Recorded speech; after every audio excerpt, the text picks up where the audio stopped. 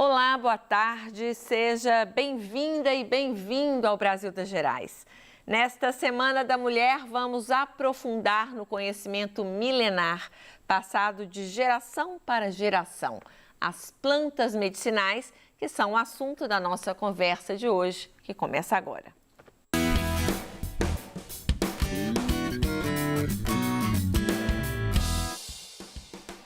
Comigo ninguém pode, guaco, boldo, quebra-pedra. Nomes que talvez você não conheça, mas certamente sua avó conhece. São diferentes tipos de plantas medicinais usadas há tempos, seja para curar má digestão, tosse ou cálculo renal. Sabedoria e tradição passadas de geração em geração e que, adivinhe só, vêm sendo cada vez mais estudadas e seus benefícios reconhecidos pela ciência. Tem também as punks, as plantas alimentícias não convencionais, também muito comuns nos quintais de antigamente, principalmente no interior, e que de um tempo para cá estão ganhando as mesas de vários brasileiros. Para falar sobre esse conhecimento ancestral, principalmente entre as mulheres, convidamos duas especialistas no tema. A professora aposentada da Faculdade de Farmácia da UFMG, Maria das Graças Lins Brandão, que é criadora do CEPLANT, o Centro Especializado em Plantas Aromáticas, Medicinais e Tóxicas, sediado no Museu de História Natural da UFMG, e a terapeuta e arborista Alessandra Aziz, que é presidente do grupo Entre Folhas, que trabalha com pesquisa e extensão em parceria com o Departamento de Fitotecnia da Universidade Federal de Viçosa. Olá, muito bem-vindas as duas nossas parceiras antigas aqui da Rede Minas e do Brasil das Gerais. Que alegria recebê-las aqui hoje com a gente. Boa tarde, né? Obrigado pelo convite. Né?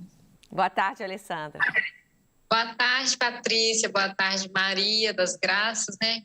Tá. Muito bom, né, estar novamente aqui. Muito agradecida pelo convite também. Graça, vamos começar então explicando melhor o que são as plantas medicinais? Nossa, é uma explicação que levaria-se uma semana, né? Planta medicinal é aquela que é usada como remédio, não é? Que é um remédio que vai ter algum efeito terapêutico para tratamento de doenças, ou até prevenção também. E esse efeito vem de onde? Vem dos princípios ativos que a planta tem, que são as substâncias químicas, né? Então, quando a gente faz um chá, faz uma pomada, um shampoo, nós estamos tirando aquela química da planta e administrando na gente. Então, plantas medicinais é um recurso terapêutico importantíssimo do mundo, secular, milenar, né?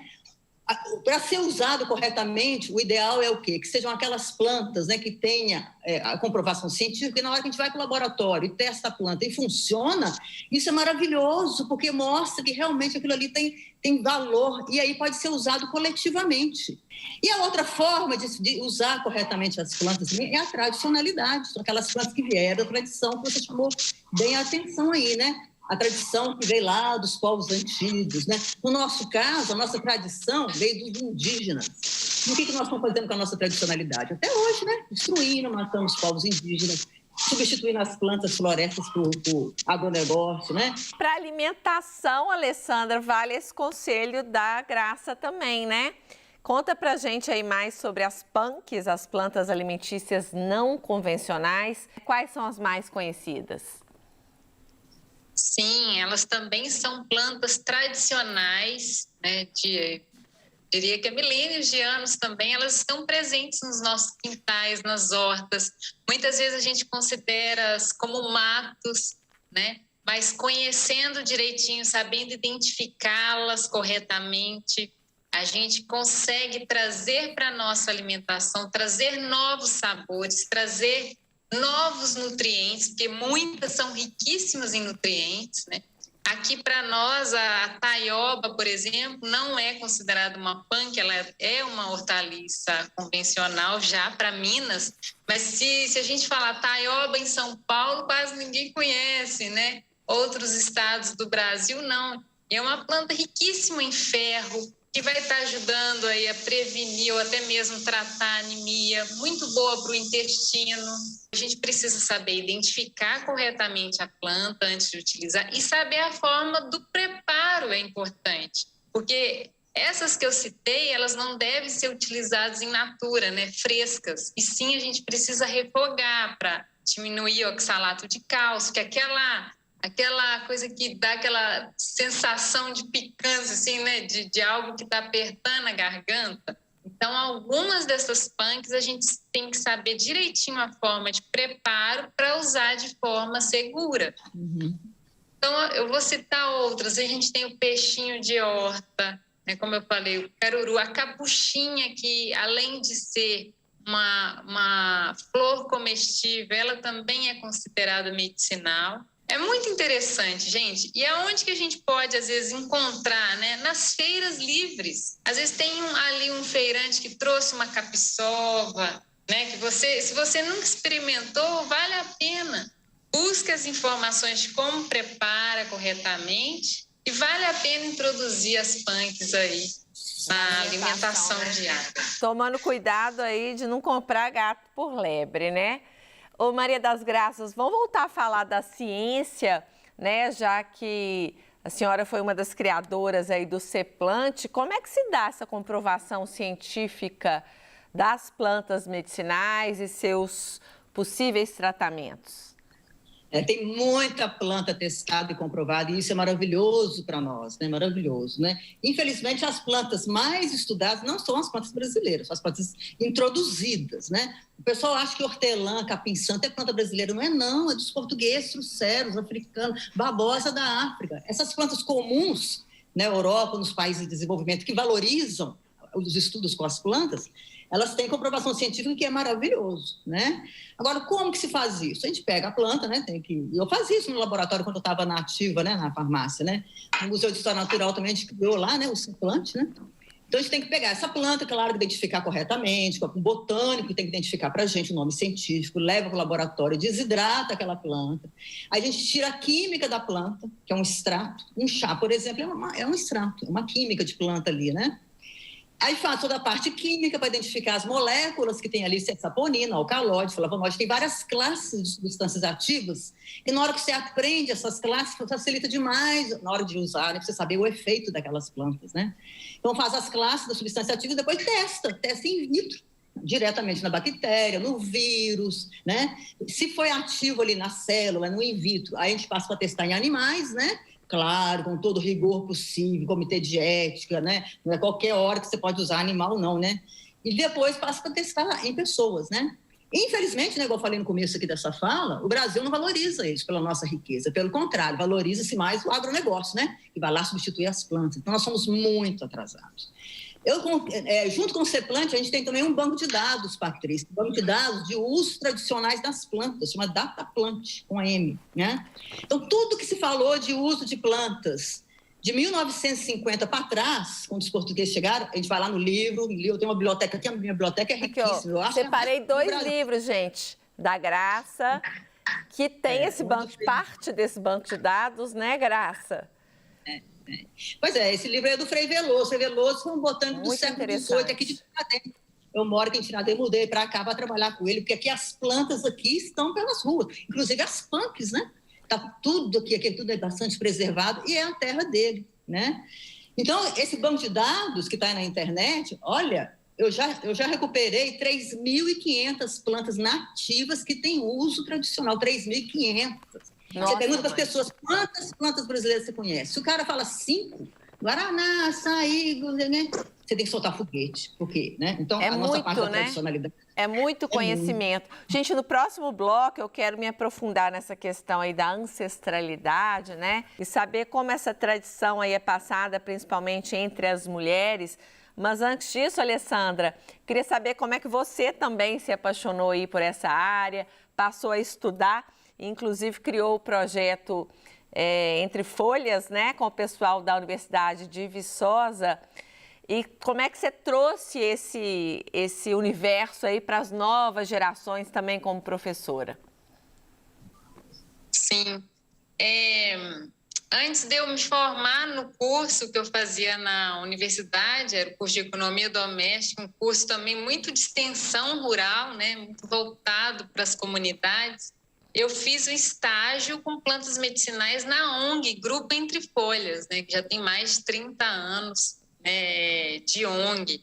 Então, foi aí que além do estágio, eu tive a possibilidade de atuar trabalhando lá por um período grande, né? Fui coordenadora, inclusive, por 7 anos. Então, eu tive a oportunidade de vivenciar essas plantas ali no dia a dia mesmo, nos canteiros, né? Então, foi através de muita prática que eu comecei a conhecer melhor cada uma delas, que foi aparecendo, que eu fui me encantando, né? A ponto de, depois que eu formei, eu também fiz outros cursos para trabalhar como terapeuta e trabalhar no cuidado também, né, das pessoas, fazendo tratamento com as plantas medicinais. E aí a ideia do projeto Viver Entre Folhas, né, inclusive em parceria com a TV Viçosa e depois a parceria com a Rede Minas, a TV Ambiental do Espírito Santo, foi justamente a gente tornar mais popular essas plantas, né? Algumas punks que a gente às vezes tem mais forma, né, ou facilidade de encontrá-las em feiras, nas hortas, nos quintais, juntamente também com as plantas medicinais, que é a nossa tradição, né, a nossa prioridade aí também no assunto. E é um conhecimento que vem ganhando força aí nos dias de hoje, né? Mais e mais pessoas interessadas no assunto, mas é ancestral. Vamos saber mais então sobre as plantas medicinais, seus benefícios, suas riquezas e como preservar melhor esses saberes já já.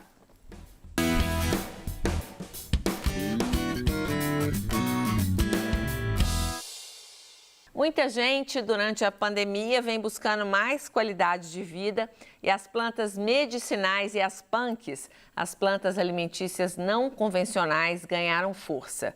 Seu uso vai desde a alimentação até os chás cosméticos e remédios naturais, mas que sem os devidos cuidados e informação podem trazer perigos para a saúde.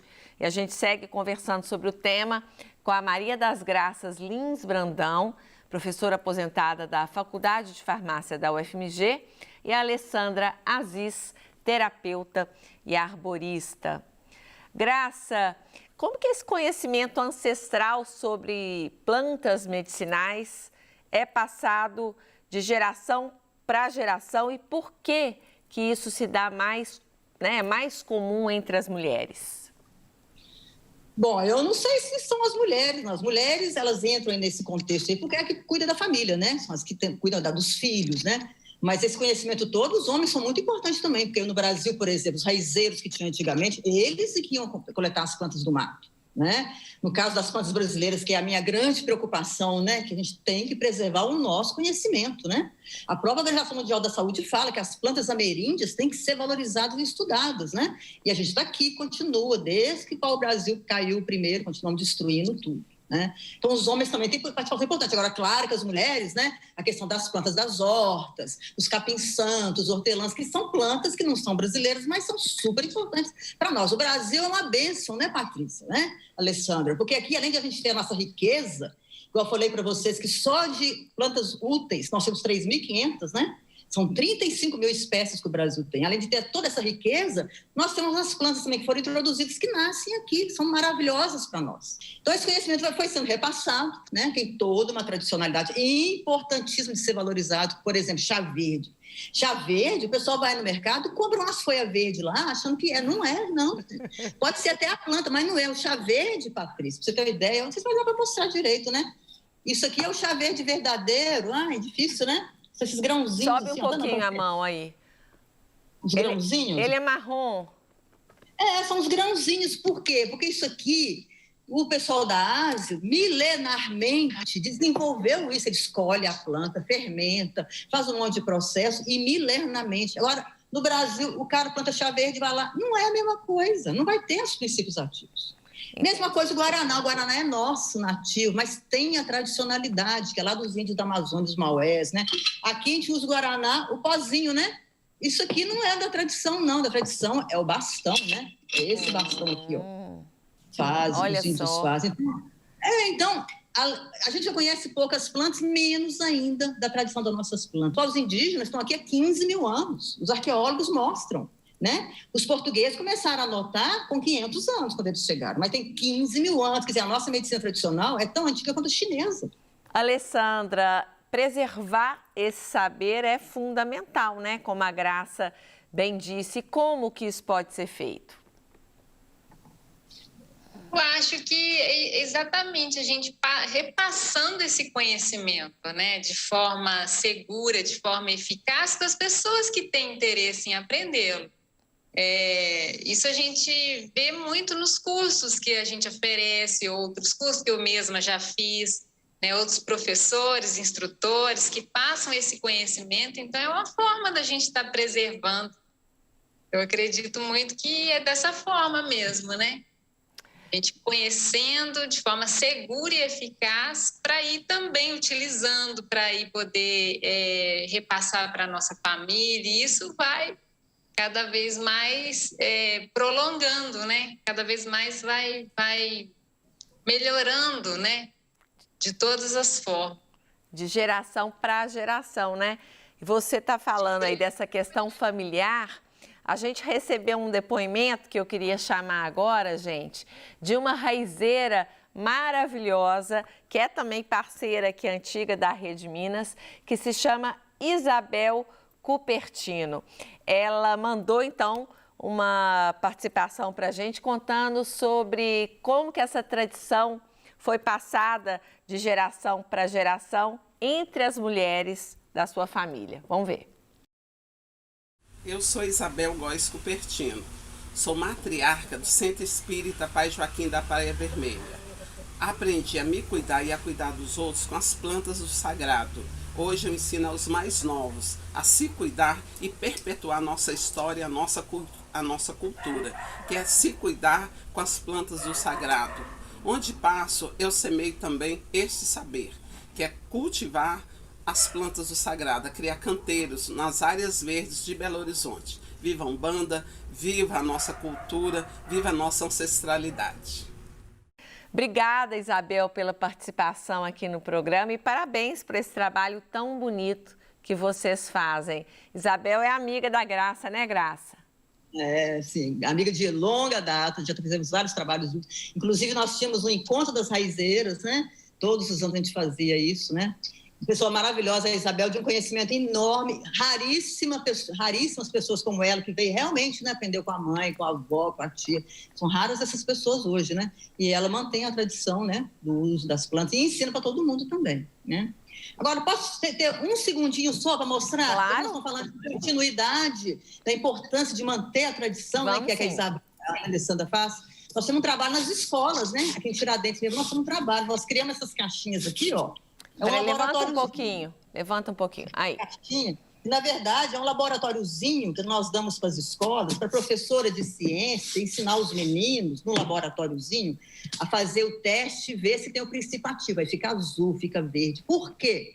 Porque a juventude não vai querer sentar com a avó e com o vô hoje para poder saber sobre raiz, né, gente? Isso aí, a juventude está noutra, internet, né?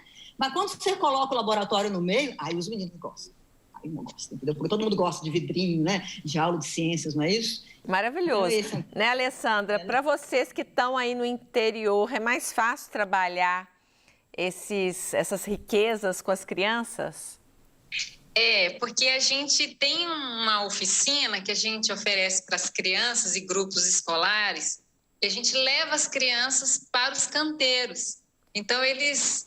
E é interessante também a gente ver essa tradição sendo passada para eles, que quando a gente pergunta, vocês já têm alguma vivência com as plantas? Muitos falam, minha avó já me deu chá disso, de camomila, de hortelã, quando eu estava com a barriga doendo. E aí eles têm esse contato, né? No canteiro, a gente faz essa vivência, faz a vivência do cultivo também, né? Como que a gente faz as mudas. Então, como a gente tem um espaço com a horta, fica mais prático por este motivo. Muita gente trouxe para casa agora, principalmente nesses tempos de quarentena, né, para plantar ali a sua hortinha, ter o seu jardinzinho ali particular, saindo, né, dos chás de sachê, de saquinho, das farmácias homeopáticas, que muitas vezes não tem nada de homeopático, né, Graça? Antes da gente encerrar, até queria tirar essa dúvida com você sobre os fitoterápicos, né, que a gente compra também achando que é natural. Podemos confiar ou não? Fitoterápico é o produto, né? Planta medicinal é o que nasce na horta. Então, eu estou falando isso, gosto de chamar a atenção, porque às vezes a pessoa fala assim, eu tenho uma horta de fitoterápicos. Não tem, não. Tem uma horta de plantas medicinais. Fitoterápico é o produto, é aquela planta que passou pela ciência, que foi comprovada. Então, quando você tem um fitoterápico, maravilhoso. Se você faz um chá bem feito com a planta, por exemplo, capim-santo, maravilhoso, planta estudada. Faz o chá direitinho, por infusão. Isso aí pode ser considerado fitoterápico também, porque ela foi estudada, a planta, né? Agora, o que é vendido por aí é uma loucura, né? Tá? Nos mercados, então, né, as punks são mais conhecidas, mas nos mercados, aqueles pedaços de madeira, as raízes, aqueles tocos, né, folha, é muito difícil identificar aquilo ali, ó. Muitas vezes precisa de fazer o DNA para saber aquela casca de onde realmente que ela veio. Então, não é, né, muito bom de ficar adquirindo aquilo sem conhecer direito as coisas, né? Então, fitoterápico, quando é ruim falar isso, parece que estou fazendo propaganda, não estou. Não, a realidade é essa no mundo inteiro. Se é da indústria, aí você pode ter confiança, porque a Anvisa fica em cima. A Anvisa é um órgão regulador muito importante nessa área, né? Quem dera as nossas plantas todas estivessem nesse patamar, mas não tem ciência. O país, os próprios governos não ajudam, né?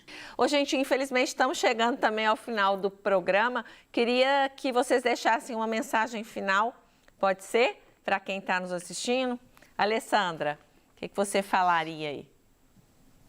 Sim, gente, eu acho que além dos cursos, né, a gente realmente receber essa tradição que vem das nossas mães, das nossas avós, das nossas bisavós, aliada ao conhecimento que a gente conseguir, é muito importante. Então, para uma qualidade de vida, para uma saúde integral, né, que a gente sabe que a saúde não é só do corpo físico, né? No entanto, a gente tem plantas, temos ervas que atuam também nas questões emocionais. Então, fica aí, né, nossa dica, utilizem as plantas, utilizem as ervas com muito cuidado, que não é só porque é natural que a gente deve usar à vontade, como a Maria das Graças relatou tão bem, né? Então, e venha, né, eu vou fazer aqui o nosso coisa, venha viver entre folhas, né? É isso aí, as duas do interior de Minas, que delícia. E Graça, que dica você deixaria, então, para quem está nos assistindo e quer conhecer mais, se inteirar melhor aí sobre as plantas medicinais? Então, só acrescentando aqui que, além da Isabel, que eu conheço há muitos anos, eu conheço também o Entre Folhas há muitos anos, né? Porque eu sou Casale, né? Então, é um grupo seríssimo, também muito legal lá de Viçosa. Então, eu quero dizer o seguinte, vamos usar as plantas, sim, são maravilhosas, tem muita planta estudada, a tradicionalidade é importante, vamos valorizar as plantas brasileiras, mas, gente, busque informações de uma referência. O Entre Folhas e a Isabel, por exemplo, são referências. Na tribo indígena, a referência é o pajé. As raizeiras são referências, as benzedeiras são referências. Então, vai alguém lá da esquina, ou alguém fala bobagem na televisão, todo mundo segue. O que é isso? Não é assim, não. Tem cada programa mais esquisito no Google, né? As coisas estão muito esquisitas. Busquem as referências, ou um livro bom, uma pessoa que te indica bem, uma avó que conhece as coisas, não é? Uma pessoa do interior, tá certo? Tem que saber onde seguir a informação. Informação, aí você acerta, né? A informação mais correta vai estar junto com essa referência aí. É isso aí. Brigadíssima as duas por tantas informações, por esse aprendizado aqui que a gente sempre tem com vocês. Um prazer recebê-las e voltem sempre. Estou agradecida novamente pelo convite. Obrigada, viu? Obrigada, Graça. Depois eu vou ir tomar um chazinho com você. Muito bom. Nós estamos abrindo aqui as trilhas de caminhada do Frei Veloso com as plantas. Delícia! Maravilha! Obrigada também a você de casa pela companhia de sempre. Viva a informação, viva a ciência. se cuide e amanhã a gente volta com mais um Brasil das Gerais inédito para você. Um grande beijo e até lá. Tchau!